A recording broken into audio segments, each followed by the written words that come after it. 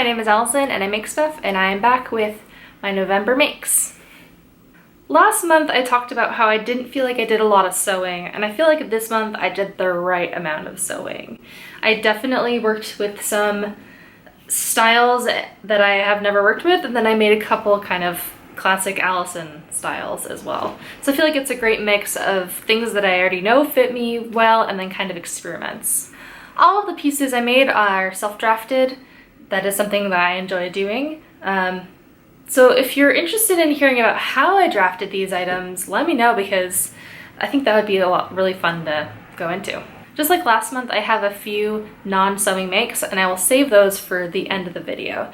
So without further ado, on to the makes. My first sewing make I'm actually wearing. It's a 3/4 sleeve burgundy jersey tunic. It was supposed to be a dress and I cut it too short, so now it's a tunic, but that happens. I had a make like that last month that also was supposed to be a dress and turned into a tunic, but it's so soft, so comfortable, so I'm not upset about it.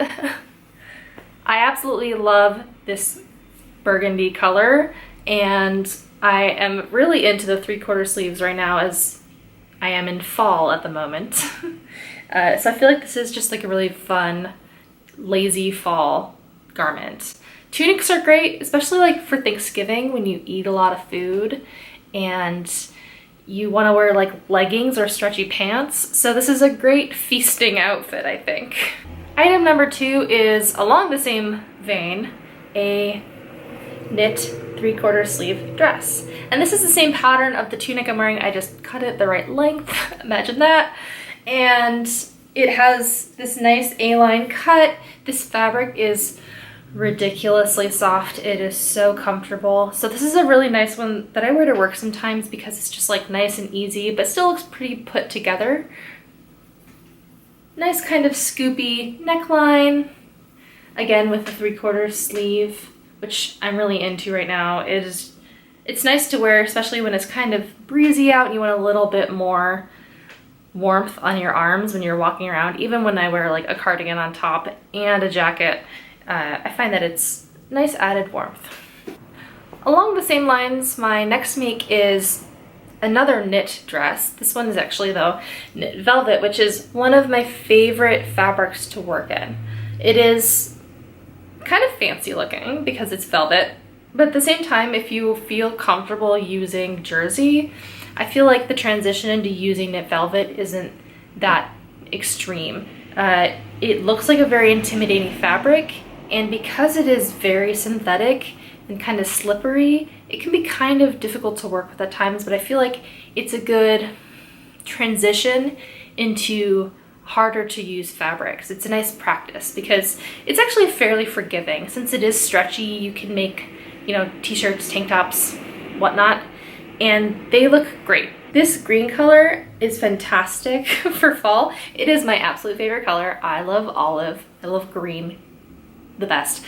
And I think it's going to be really great to wear to holiday parties when I don't want to be flat out Christmassy, because I feel like a lot of Christmas dresses tend to go towards red, which is a really great shade. I feel like red is so flattering on most people. So I feel like this is kind of like a departure from that, something a little different, but also kind of schmancy pants looking. Of course, I do also wear this to the office because YOLO, live your life. And also, it is super soft. Oh my goodness. I think that's the theme of my life. What, can I just wear like super comfortable fabrics all the time? The answer is yes, apparently. Now, when I ordered that fabric, I ordered way too much. I ended up only needing like 1.5 yards, and I ordered 3 yards.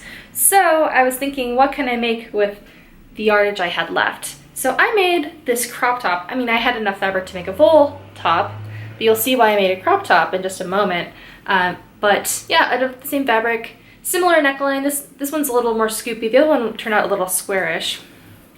3/4 sleeve on it. The same 3/4 sleeve I used on this top. And I like how the sleeves end at the same place that the waist ends.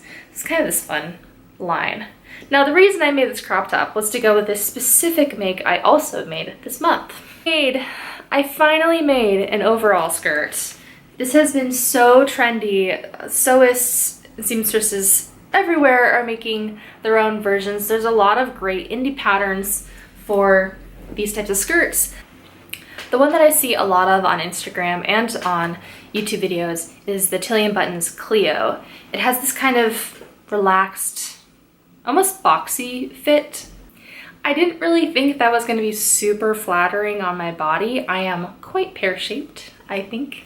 So I made mine using a pencil skirt draft. I did make it a little bit more A-line, so it would kind of flare out a little bit at the bottom, but it nips in a tiny bit more at the waist, has a bit more of a defined waist, and I really like how it turned out.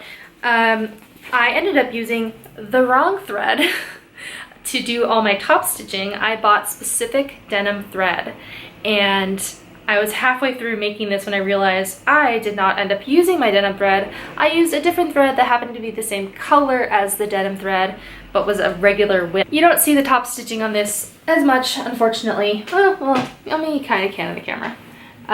So I have just the bib. I ended up not doing any pocket or anything on the bib. I have the whole, you know, got this hardware. I was very intimidated by this hardware, which is why it took me so long to do this project, even though I've had the fabric and the hardware for so long, because I was just so intimidated. And it was so easy. I really should not have been intimidated. Go for it, everyone. There's a side zip on it. I have dangling threads everywhere because I am bad at snipping threads. But yes, I have a side zip, goes down to the hip. There's a lot of top stitching, which would be great if I had used the right thread for it. And there's this seam down the front, which I actually really like as a detail, but was completely accidental because I had cut out my paper patterns. I drafted the pattern, I cut out the pieces, and I transferred onto the fabric, and then I realized I had forgotten to take off some on the center front part. So when I cut it on the fold, it ended up super duper big, and I was like, why is this gigantic? I don't understand. I cut it wrong. I missed a line. So I just took it in, cut off the extra, added seam allowance, and sewed it down the middle, and now it fits perfectly. And I actually really like that detail because it kind of mimics how overalls that are pants have the line in the middle. That's where like your legs are.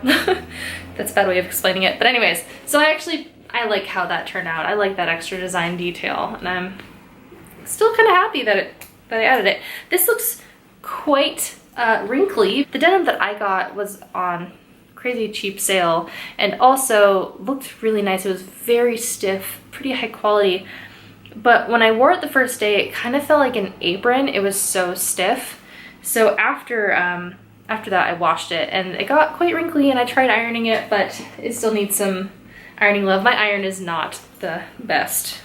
I did a nice Y in the back, the straps. So yes, I really like how this turned out. I feel like it's more flattering than some of the other shapes. But when I was designing this, I really wanted it to be a half circle skirt because I really love the way that half circle skirts look, and I thought it would be really interesting to add a half circle skirt with the overall bib. But I didn't have the right width of fabric. The denim that I gotten was so narrow.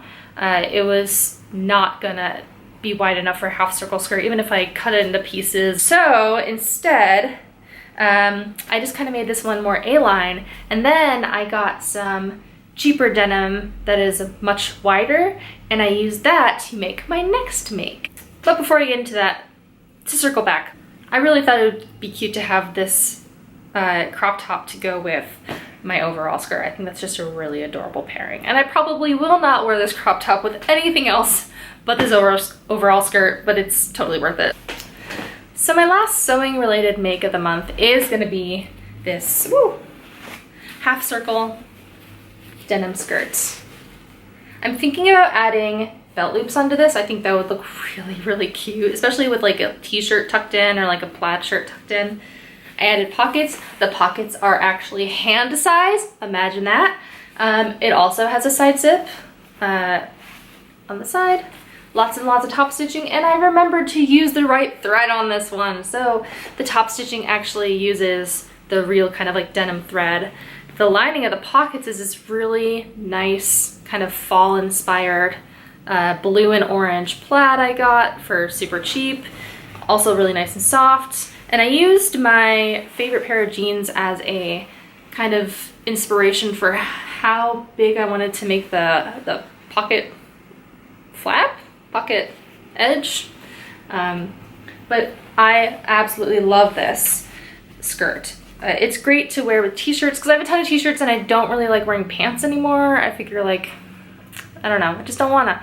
So all these cute t-shirts just sit in my closet and in my dresser and I never get to wear them. So I thought this and the overalls would be a great way to incorporate my t-shirts back into my wardrobe. Now when I sewed this waistband down, I did not trim away the seam allowance on the inside, so it's quite thick, which is why I feel like it has this like kind of ridge in the front. That's not a cute look, and I wish I had done that better. And I could probably unpick the front and fix it. It doesn't seem as problematic in the back because you do have the extra thickness of the pockets on the top. So there's a lot of fabric going into this waistband and making it look like that. So that's kind of disappointing. That's something I would change next time. I would do that correctly.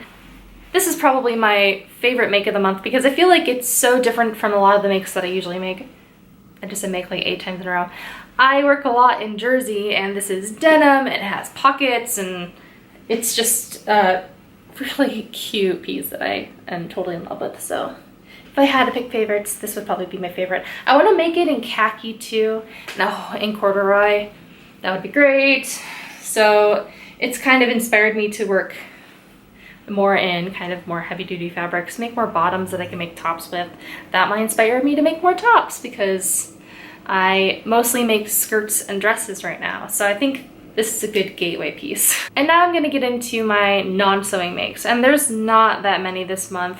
I think because I was so focused on sewing, I didn't really go into the deep end of my other crafts that I'm doing, especially for some of these Christmas presents and holiday presents I'm making right now. I think I've finished most of those and I can kind of do more selfish sewing and doing more selfish DIYs. My 3 non-sewing makes this month are more on the DIY skincare, DIY personal care kind of side. And the first one I'm going to show you is something I actually made like 2 days ago, so it's a very new make. I'm recording this in the end of November. I think I'm going to probably put this video out at the beginning of December, so this is definitely a November make. It is a natural deodorant. I got the recipe from a blog called Going Zero Waste. I really have liked this the past couple days that I've used it. It's mostly shea butter and cocoa butter. It has no coconut oil. The reason I use natural deodorants like this is because they don't stain your clothes like normal deodorants do. There's like a thing, science-y thing, with how your natural perspiration mixes with the aluminum in the deodorant, and that's why you get yellow stains on your clothes. And so because I make my clothes, I don't want to get yellow stains. And so I find that using a natural deodorant that doesn't have coconut oil in it, because that's a major ingredient in most natural deodorants, has really helped with keeping the staining at bay and keeping my clothing looking newer longer. So that's my very weird reason for being crunchy granola and making my own deodorant. And I scented this with cedar and balsam fir trees. So it smells like being in redwood forest, which is my dream. I love the redwoods. So that is non-sewing make number 1. I love baths and bath stuff. That's why I make soap, stuff like that. And so I've been following this blog, Humblebee and Me. This woman named Marie, she makes all these really great body care recipes. And she has several of them for sugar scrubs. I absolutely love sugar scrubs, especially if like you're shaving or whatever in the shower. So I have followed a couple of her recipes. I only have one of the jars here, but I've made probably 3 of her different sugar and salt scrub recipes to try out which one I like the best. I cannot remember which one this is. I really should have written down what I did in each of them. I was just so excited to get all my ingredients together, so I, rushed and put them all together. But I get to control what it smells like, which is great, and so far they've all been really great. This one I haven't touched at all. It's like completely full and solid. But the other ones I've made, I've been digging into, and that's been a lot of fun. And I have a different sugar scrub for every mood now. So the last one I made this month is another bar of soap, and this one is scented with more of the cedarwood and balsam fir that I scented, the essential oils that I scented my deodorant with, but I also added rosemary and lavender to this, and it's not super duper strong. I wanted it to be kind of more of a mildly scented bar, and I colored it with natural clays. So it's kind of hard to tell with this lighting because it is quite bright in here. Maybe I'll insert a picture or something, but it's kind of a mauve and a peachy salmon and kind of like a darker orange color of different clays that I kind of glooped and stringed into the mold, and this is how it turned out. And it smells so good. It has to sit for a bit while longer. I did gel this one. If you're not familiar with soaping terms, that means that after I created it, it sustained heat for long enough where it kind of looks a little jelly and see-through. It's the same stuff as what I showed last month, just the color changed. So that's been a lot of fun. So I am so excited to be able to use this because it smells so good and it's very pretty. So yeah. So that has been all of my various makes for this month. I hope that you enjoyed watching this, and I hope that I'll see you next time. Bye!